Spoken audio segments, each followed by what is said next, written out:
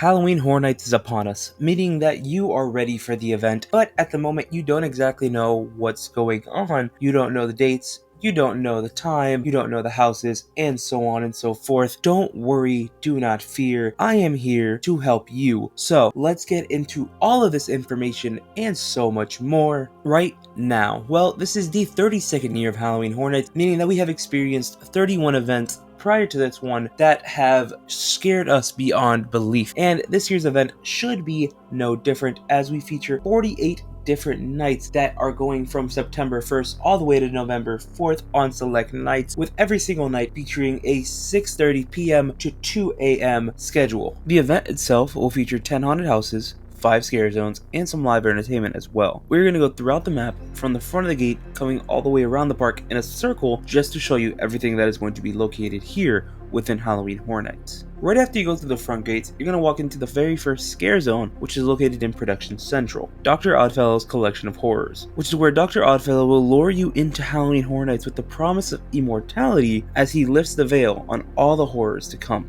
Now, as we continue to walk towards Minion's Way, we go to the very first haunted house, which features a colonial cult looking to slaughter those who dare to refuse to worship the Blood Moon in Blood Moon Dark Offerings. The next house will be located in Music Plaza Stage, and it is The Exorcist Believer, which will transport guests to the brand new film that releases October 13th, meaning that you will receive a preview to the entire movie prior to even getting a glimpse of the movie itself.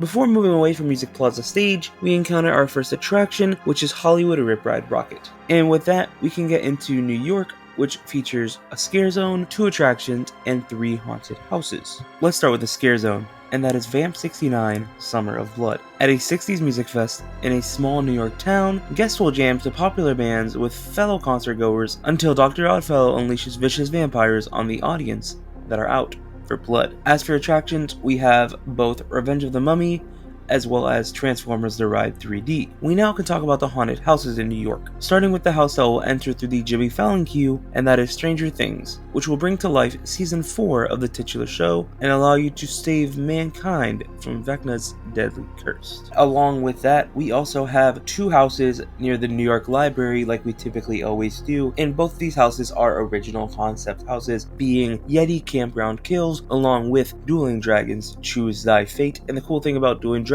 is that, well, if you know that name, it is because it was an attraction once at Islands of Adventure, and now it is back as a haunted attraction for Halloween Horror Nights. We move away from New York and start to go to San Francisco, which is home to a haunted house and a scare zone. Let's start with the haunted house, which enters next to Fast and Furious Supercharge, and that is Chucky Ultimate Kill Count, which is based on the Chucky TV series. However, it has a twist, as Chucky is upset that people aren't actually dying in the house, so he takes matters into his own hands. And as for the scare zone, you stumble upon Dr. Oddfellow's crates and cages that once housed monsters of all kinds who have escaped in pursuit of chaos in Shipyard 32 Horrors Unhinged. Now, for the first time ever at Halloween Horror Nights, we will have some live entertainment in Diagon Alley. We have a Death Eaters experience that will be similar to a scare zone, however it will not be as intense or grand in scale in terms of set design as a regular scare zone, but it's something nonetheless. And along with the Death Eaters, Harry Potter and the Escape from Gringotts will also be open during Halloween Horror Nights. As we exit Diagon Alley and begin to enter World Expo, we have 1 show, 1 attraction, as well as 3 haunted houses located within it. The show is located in the former Fear Factor Live stage show and is called Nightmare Fuel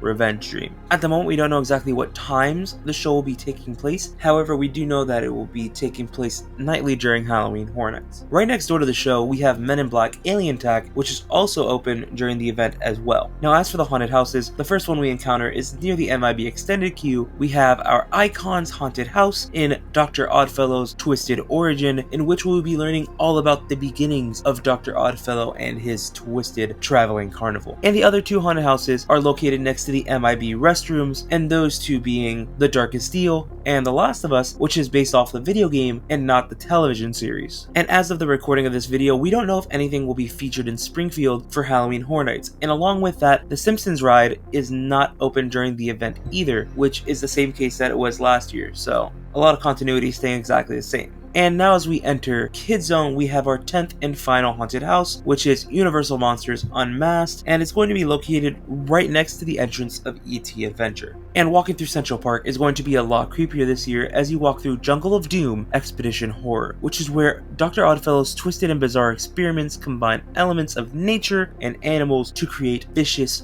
jungle creatures looking to satisfy their cravings. And then our final scare zone is located in Hollywood, and it will make you cower in fear as the signs of the Zodiac come to life in Dark Zodiac, where Dr. Oddfellow uses his powers to transform Zodiac signs into horrifying horoscope creatures. And that is everything featured at this year's event. Clearly we have a lot going on at the event, and truly it is starting to shape up as an all-timer. But before I completely move away from this, I need to say this: the attractions don't all close at the same time. Some of them close at 11 p.m, some of them close with the park at 2 a.m. Keep a lookout for those. When you get to the park, you can ask and find out to be exact, but one thing is, the haunted houses will all remain open until 2 a.m. on the dot, which means that if you're in line for the haunted house prior to 2 a.m, you should be able to experience the house no matter what. So if you get in at 1:59, you should be good to check out the house. However, if you arrive right at 2 a.m, they're not going to let you in. Keep that in mind in case you're planning to do the haunted houses late at night, so that you can make sure you have everything